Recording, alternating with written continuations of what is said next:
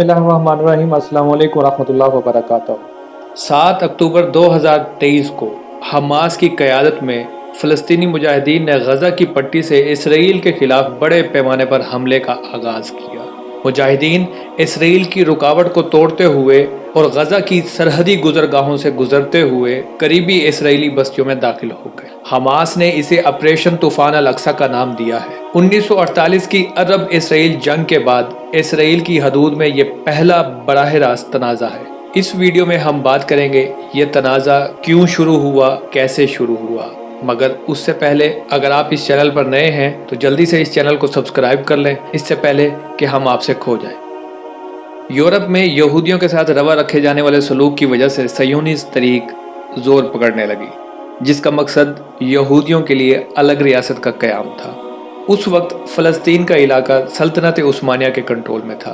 ताहम पहली जंग अजीम के बाद ये खित्ता बरतानिया के ज़ेर तसल्लुत आया, जहाँ यहूदी बड़ी तादाद में मुंतकिल होने लगे और यूं मकामी अरब आबादी के साथ तनाव का आगाज़ हो। बरतानिया और फ़रांस ने मशरिक़ वस्ता को तकसीम किया और मुख्तलिफ रियासतें क़याम में आईं। ताहम फ़लस्तीन बरतानिया के ज़ेर तसल्लुत ही रहा, जहाँ अरब कौम परस्तों और सयूनी तंजीमों के दरमियान कशीदगी बढ़ने लगी। सयूनी तंजीमों ने अस्करी ग्रोह कायम कर लिए, जिन्होंने दूसरी जंग अजीम के बाद अलग रियासत के लिए दबाव बढ़ाना शुरू कर दिया। सन 1947 में अक़वाम मुत्तहिदा ने वोटिंग के ज़रिए फ़ैसला किया कि फ़लस्तीन को 2 टुकड़ों में तकसीम किया जाए, जिनमें एक यहूदी रियासत हो और एक अरब रियासत, जबकि यरूशलेम बैतुल मक़दस एक बैनुल अक़वामी शहर होगा। ताहम 14 मई 1948 को इसराइल का क़याम हुआ तो अगले ही दिन उर्दन, मिस्र, शाम और इराक ने हमला कर दिया। ये पहली अरब इसराइल जंग थी जिसके नतीजे में अक़वाम मुत्तहिदा के मंसूबे के मुताबिक जहां अरब रियासत बनना थी वो इलाका मुख्तलिफ ममालिक के कब्ज़े में आ गया। यूं फ़लस्तीनियों के लिए एक सानिया ने जन्म लिया। 7.5 लाख फ़लस्तीनी हमसाया ममालिक खुद फरार हुए या उन्हें इसराइली फ़ौजों ने बेदखल कर दिया। 1967 की अरब इसराइल जंग ने इस तनाज़े को मज़ीद पेचीदा बना दिया, जब इसराइल ने अरब इत्तेहाद को शिकस्त देकर मिस्र से गज़ा की पट्टी, शाम से गोलान और उर्दन से मशरक़ी यरूशलेम और ग़र्ब उर्दन छीन लिया। मिस्र को सिनाई से भी हाथ धोना पड़ा। 1973 में मिस्र और शाम ने इसराइल पर अपने इलाके छुड़ाने के लिए हमला किया, जिसे योम किपुर जंग कहा जाता है। 6 साल बाद इसराइल और मिस्र ने अमन का मुआहदा कर लिया और सिनाई मिस्र को वापस लौटा दिया।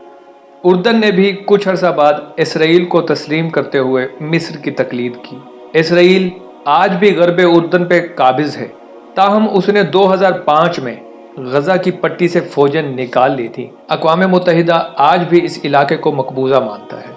इसराइल पूरे बैतुल मक़दस को अपना दारुल खिलाफा मानता है, जबकि फ़लस्तीनी मशरक़ी बैतुल मक़दस को मुस्तक़बिल की फ़लस्तीनी रियासत का दारुल हुकूमत मानते हैं। इस वक्त 2 फ़लस्तीनी इलाके हैं, जिनमें से एक ग़र्ब उर्दन और एक गज़ा की पट्टी है। इन दोनों इलाकों के दरमियान 45 किलोमीटर का फासला है। ग़र्ब उर्दन का रकबा 5970 स्क्वायर किलोमीटर है, जबकि गज़ा की पट्टी सिर्फ 365 स्क्वायर किलोमीटर पर मुहित है। ग़र्ब उर्दन यरूशलेम और उर्दन के दरमियान मौजूद है, जबकि गज़ा की पट्टी 41 किलोमीटर तवील और 10 किलोमीटर चौड़ी है। गज़ा की पट्टी की सरहद का 7 किलोमीटर हिस्सा मिस्र से मिलता है और एक जानिब बहरा रूम वाक़या है। गज़ा में हमास बरसर इक़्तिदार है, जिसने इसराइल से कई मरतबा जंग की है।